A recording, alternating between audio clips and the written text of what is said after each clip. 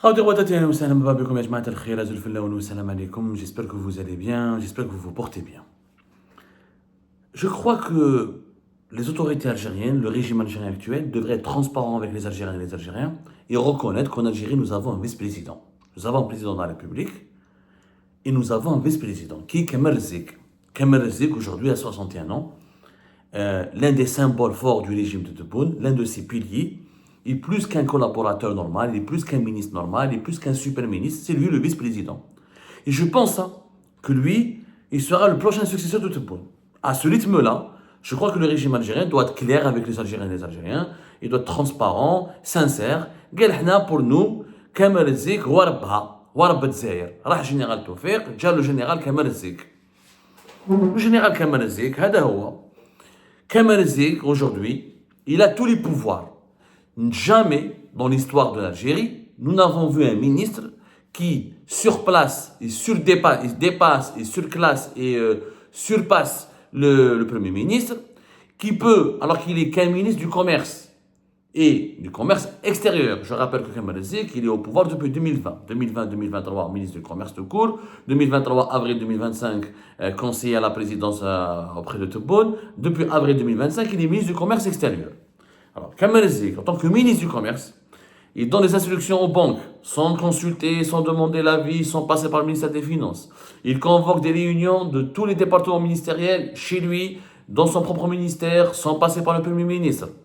Il bloque les importations des services de toute l'Algérie, sans consulter, sans passer par le Premier ministre, sans passer par le ministre des Finances, c'est lui qui annonce, c'est lui qui, c'est même pas Abdelmajid Tebboune. Tout ce qui relève de l'économie algérienne aujourd'hui, c'est Kamal Zik. On a déjà parlé de lui. En tant que conseiller entre 2023 et 2025, il était à l'origine de l'influence sur Tebboune de toutes les mauvaises décisions, allocation chômage, la carte des autos, la légalisation de l'importation des cabas, les différents dispositifs d'interdiction, d'imposition, de surveillance, de contrôle, de restrictions aux importations, la gestion différente. La gestion chaotique et totalement opaque de plusieurs secteurs économiques du pays. Les principales, mais vraiment, pour ne pas dire toutes les décisions économiques et financières d'Abdelmajid Tebboune, ont pour origine les conseils, les suggestions, les propositions de Kamal Zik. Kamal Zik est extrêmement aimé, adoré par Tebboune.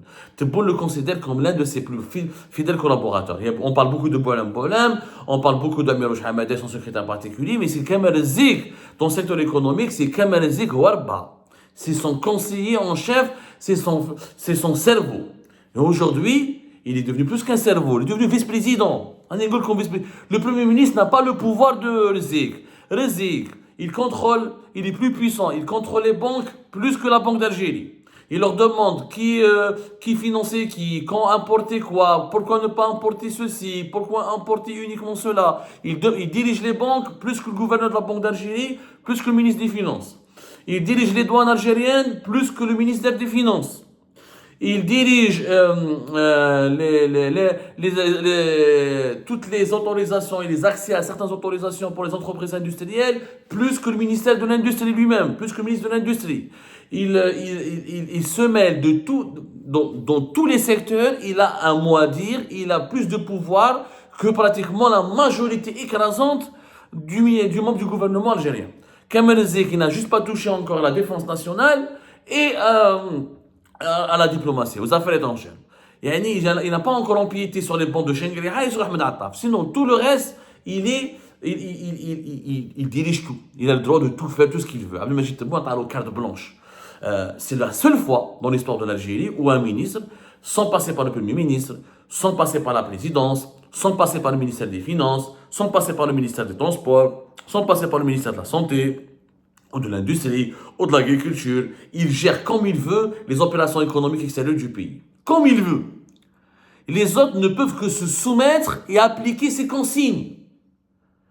Donc, plus qu'un Premier ministre, c'est un vice-président. Je ne vois pas, mais des rouges, ils vont créer le poste vice-président, mais de Kamal Zik. Comme on a fait à Alger, خرج عريان, ربي يكسيك, sortez nu, Dieu vous habillera.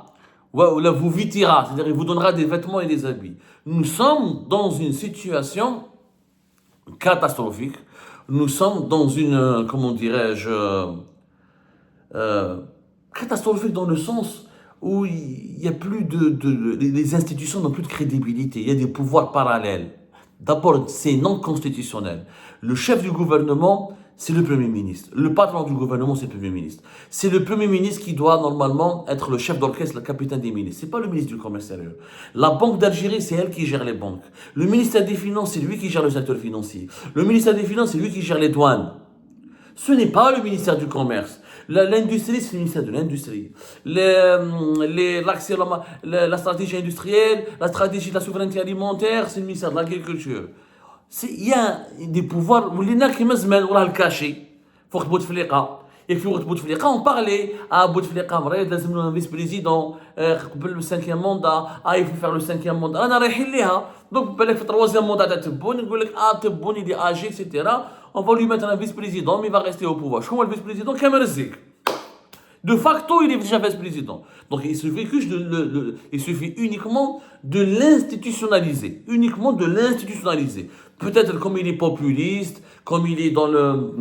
Malgré qu'il a une carrière universitaire, et encore une fois, ça démontre que les diplômes en Algérie n'ont aucun sens. Hein, parce que Kemal Zik, il a des diplômes, il est parti de diplômes. Doyen d'université, doyen, chef de faculté, sciences économiques, les impôts, il a soi-disant écrit un livre, etc.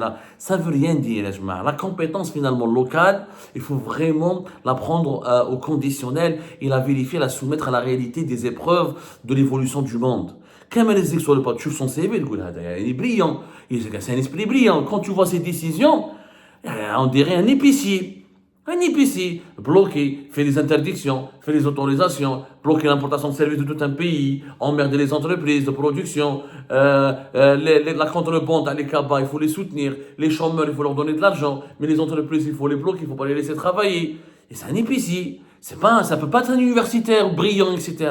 Mais cet épicier est aujourd'hui le deuxième homme le plus puissant du pays. L'armée, elle est puissante, mais elle ne gère pas l'économie. La colonne vertébrale d'un pays, c'est pas l'armée, c'est l'économie, ce que mange le peuple. L'armée ne donne pas aux Algériens, ne leur donne pas à manger. Qui leur donne à manger? C'est les entreprises, c'est l'économie. Qui gère l'économie? C'est les ZIG. C'est les ZIG, Ouarba, il est le dieu de l'économie algérienne. Il peut tout bloquer à n'importe quel moment. Au niveau du ministère du Commerce extérieur, l'anarchie. Des chefs d'entreprise, les autorisations, les chômeurs, les banques, ils sont perdus, les compagnies aériennes sont perdues, les autres membres du gouvernement, ils sont désorientés, ils sont perdus, ils doivent l'appeler lui et lui demander certaines autorisations et pas le Premier ministre. Classe, il s'est accaparé, on lui a permis de s'accaparer tous les pouvoirs. Bien sûr, avec la bénédiction du chef de l'État, Abdelmajid Tebboune. Dans ces conditions, légalisons les choses, allons droit au but, nommons Kemal Zik comme vice-président. Peut-être même, il faut l'évoquer comme potentiel successeur. Tout ce que, l'immense confiance que lui accorde Abdelmajid Tebboune, une confiance aveugle, sans aucune lucidité, sans aucun esprit critique.